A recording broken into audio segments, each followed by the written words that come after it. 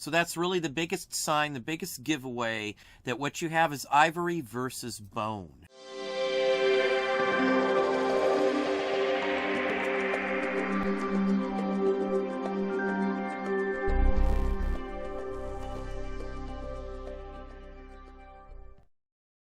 Hey, it's Don. Today we're going to look at some items, and I'm going to try and show you how to distinguish if something that you have is made out of ivory or if it's made out of bone. I run into a ton of different items that are made out of bone.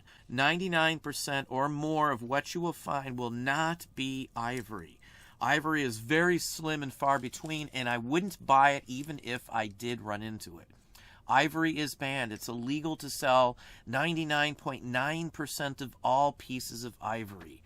Just to be able to sell a piece of ivory, you've got to be able to prove without a shadow of a doubt and have a letter that it's old, it's been around for a long time, it was imported properly, age-wise is correct in the whole works, and it's almost impossible to get that type of written documentation. So being able to tell the difference between ivory and bone is huge and something that can save you a world of pain by selling the wrong item. So let's look at some of these pieces close up and try and show you how to tell the difference. Now here's some items right here. You may run into things like this and you might not know what you have. You might think that they're ivory when they're not, or vice versa. You might think they're bone and they're actually ivory. Now let's zoom in here just a minute so you can see some close-ups on the patterns on this. Now, if you look really close, you're going to see a whole bunch of little lines in there, and this is made to look like carved ivory. And you can see them here. It almost looks like grooves on wood, and that's kind of what you're looking for with ivory. But if you take the hot needle test, and if you want to see that, how to do that, I'll have a link down in the description box to that video, and I'll also have a link up here on top to my other videos showing how to tell if it's real or fake. Now, if you do the hot needle to this, it's going to sink in, and you'll realize that this is actually celluloid.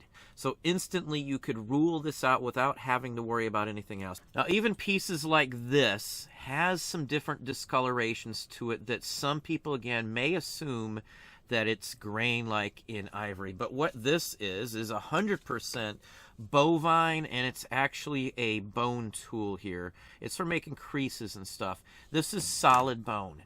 This is the texture and the feel, at least, of ivory, but it's definitely not ivory. There's no grains. Now, we're going to look at a real piece of ivory, and I'm going to show you how I know it's a real piece of ivory as well, but these are the sorts of things that you'll run into, like this one here, this cigarette holder.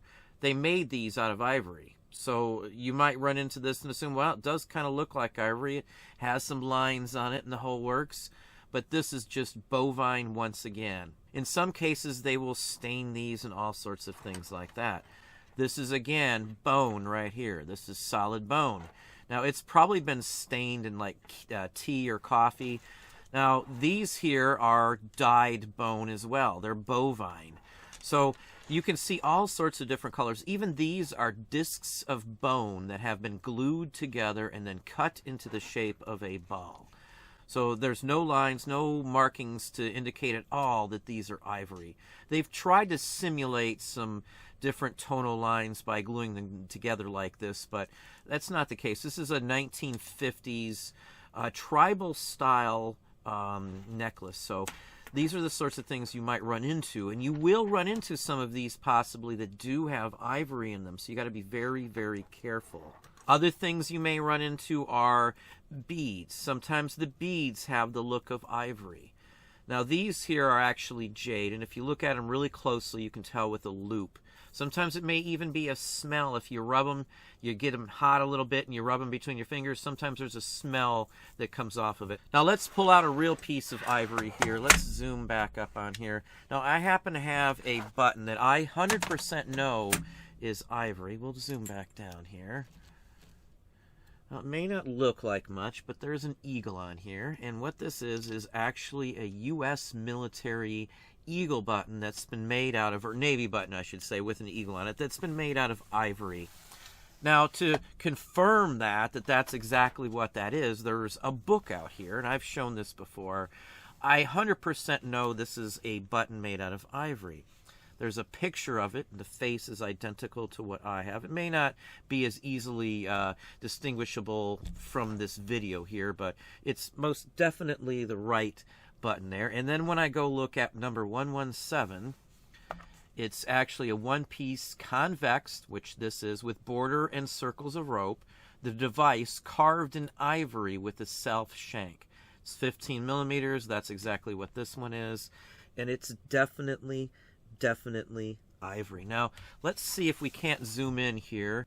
Now, looking at the edge over here, you're going to see little tiny dash lines running all around this thing here. It almost makes like a cool, intricate, lacy pattern in this. So it has lines going back and forth like a pattern. You should be able to just see them right in the corner there. They're obviously more noticeable in real life, but showing it on a video may be a little hard, but they're actually little lines in it. It's actually embedded in there. It's almost translucent.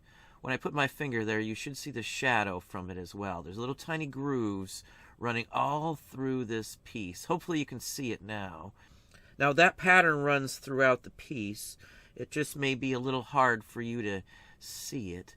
You can see the pattern running through it right there. So as I turn it, the pattern still continues all the way through it. So that's the difference. This will always have that in it. It has the look of a tooth, ivory, teeth, the whole works. So it's made similarly. It's translucent semi, depending on how thick and thin it is. That's the growth pattern. It's kind of like the rings on a tree, but they go in multiple directions on ivory here.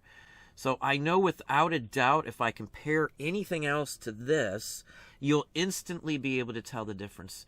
Again, it looks like a stone. It does look similar to bone, but it does have that crosshatch pattern to it. That's the best way to tell if it's ivory or not.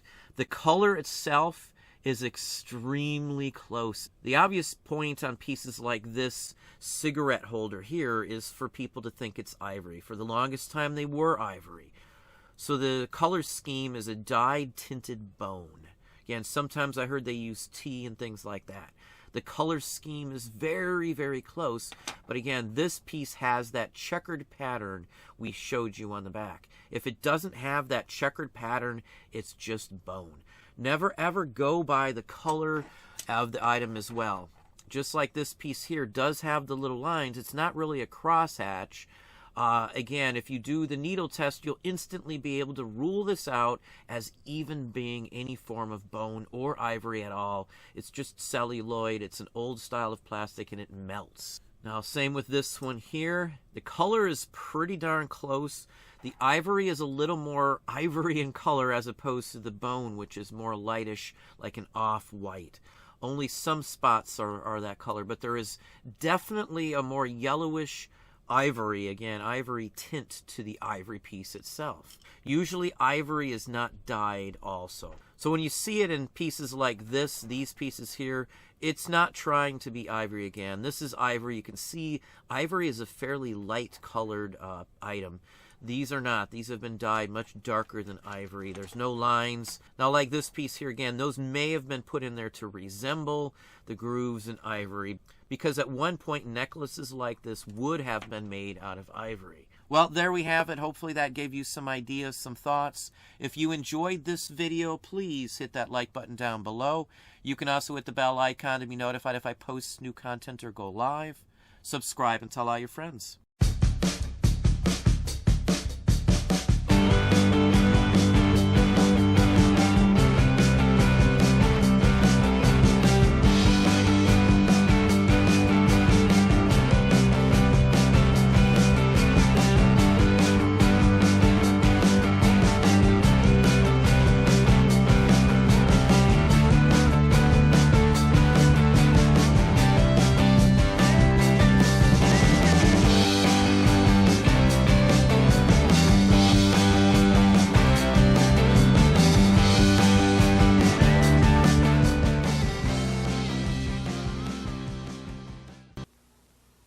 It's not too sweet. It's refreshing, crisp, and neat.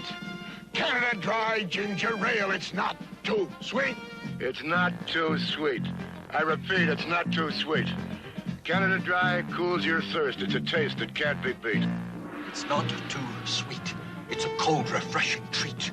Canada Dry ginger ale. It's not too sweet. Regular or diet, it's more refreshing because it's not too sweet.